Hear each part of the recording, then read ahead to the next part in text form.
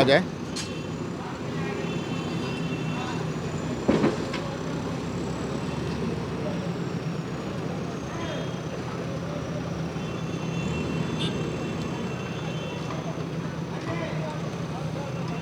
भागलपुर में वही जमींदोज हुआ घर मैं आपको दिखाना चाहूँगा। सामने आप ये देखिए, काजवली चक्का वो एरिया, एक मकान जो जमींदोज हुआ पड़ा है वो उसके गुनाह की सज़ा मिली। लेकिन अगल बगल का जितना घर आप देख रहे हैं वो एक तरह से बेगुनाह भी हम नहीं कहेंगे। लेकिन एक जो महत्वपूर्ण बात ये है कि अगर आप अच्छे हैं तो बहुत अच्छी बात है, लेकिन अगर आपके पड़ोसी कुछ गलत कर रहे हैं और तब भी अगर आप उसको कुछ नहीं बताएंगे तो क्या बिगाड़ के डर से ईमान की बात नहीं कहेंगे? कुल मिला के यही बात यहाँ दिख रही है।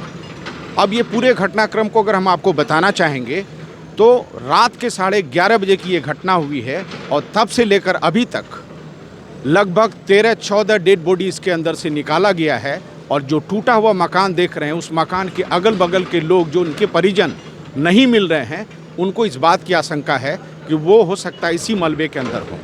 ये जेसीबी जो आप देख रहे हैं ये रात से इस काम में रेस्क्यू में लगा हुआ है।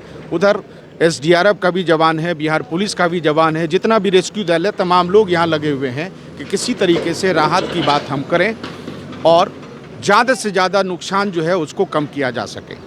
लेकिन महत्वपूर्ण बात यही है कि जिनके घर में ये घटना हुई उनका नाम गणेश सिंह है। एक हाथ से वो विकलांग भी हुआ।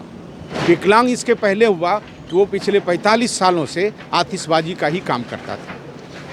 नामी गिरामी जो बड़े बड़े नेता थे उनके पार्टी में जाते थे और आतिशबाजी करते थे, एक तरह से उत्सव भरा माहौल बनाते थे। लेकिन समय बदला, विस्फोटक भी ज़्यादा विस्फोटक हो गया। नतीजा हुआ कि वो गणेशी जब अपने घर में आने वाले पर्व त्यौहार के लिए बारूद से पटाखे और बम बना रहे थे तो खुद वो उड़ गए और उनके घर वाले भी तो गए ही, साथ में अगल बगल के जो पड़ोसी थे, सटे सटे डेंस पॉपुलेशन में जो मकान बना था उसके घर को भी तबाह कर दिया।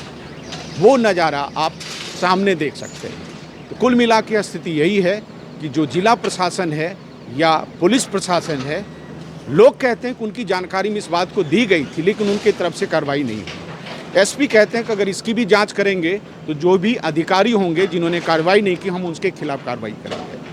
अब सवाल है कि गैर कानूनी तरीके से अगर बारूद का कारोबार इसी मोहल्ले में होता रहा, इसके पहले भी इसी मोहल्ले में हुआ था, उसके अलावा भागलपुर को अगर एनआईए ने या आईबी ने ये रिपोर्ट किया था कि आपके इलाके में स्लीपर सेल भी है और बहुत ज़्यादा विस्फोटक सामग्री को इकट्ठा करके कोई बड़ी घटना को अंजाम दे सकता है, तो ये भी एक तरह से पुलिस के लिए बड़ा सवाल है। पीएम ने अगर सीएम को ट्वीट करके यहाँ के हालचाल को जाना है तो इस बात के लिए काबिल तारीफ़ है। लेकिन विधानसभा में इसको लेकर अगर सवाल उठ रहा है तो एक बड़ा सवाल है कि डेंस पॉपुलेशन छोटे शहर भागलपुर में अगर धमाका होता है और उसमें 17 से 20 लोगों की मौत की आशंका देखी जा रही है तो आखिर ये जिम्मेदारी किसकी होगी?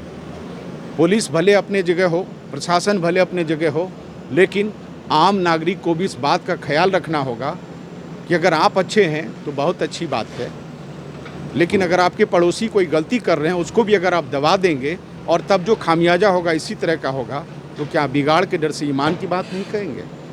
सहारा समय के लिए भागलपुर से अनुज कुमार सिवलोचन।